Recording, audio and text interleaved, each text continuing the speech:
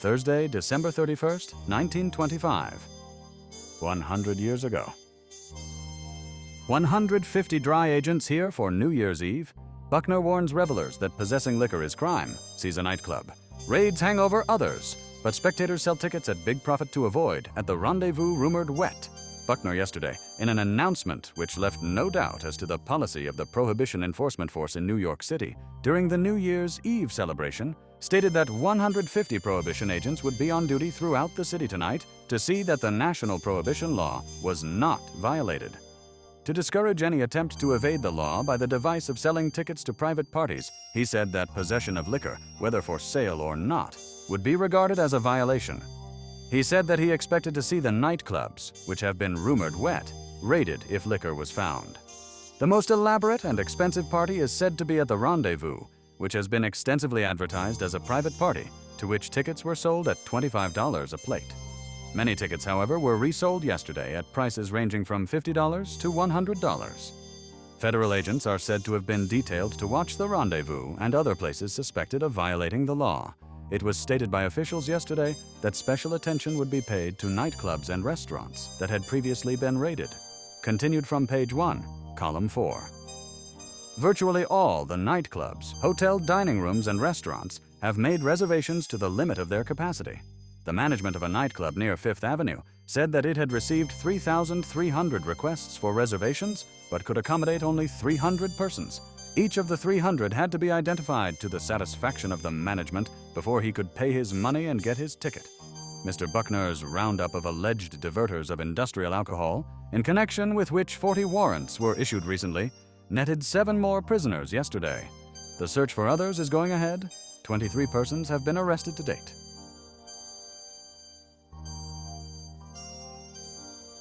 Orthodox Jews ask ousting of Dr. Wise. Rabbis demand that boys' union leaders be investigated. He calls act incredible. Denies saying Jews must accept covenant idea. The Agudath Israel of America, an organization of Orthodox Jews, yesterday adopted resolutions demanding that Dr. Stephen S. Wise be removed from his position as president of the American Jewish Congress, and that Samuel Gompers and other labor leaders be investigated for alleged interference in Jewish religious affairs. The resolutions charged that Dr. Wise had misrepresented Orthodox Judaism and had attempted to impose upon it views not sanctioned by Jewish law or tradition. Dr. Wise, when informed of the resolutions, declared that the action was incredible. He denied that he had ever stated that Jews must accept any covenant idea as attributed to him, and said that the charges were without foundation.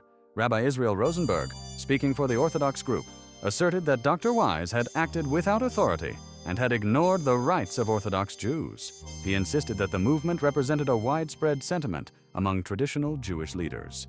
Dr. Wise replied that he had always sought unity among Jews of all schools of thought and that he regarded the attack as unjustified and harmful.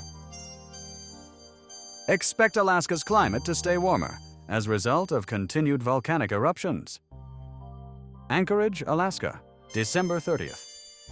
The return of volcanic activity to North America's loftiest peak, Mount McKinley, 20,300 feet high, indicated by the volume of smoke and steam seen rising from the mountain and an earthquake felt here yesterday, is one of a series of volcanic phenomena in which many observers today see a promise of radical and permanent climatic changes for this southern part of Alaska.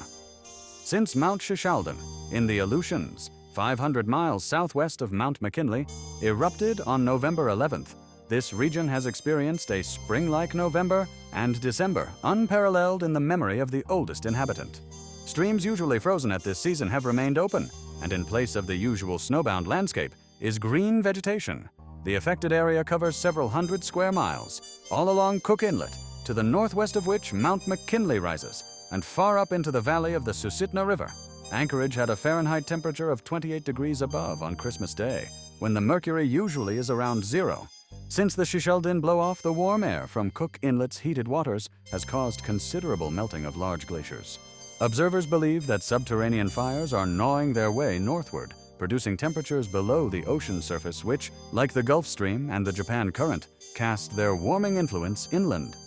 Geologists consider these forces similar to those which ages ago submerged the land bridge between North America and Asia.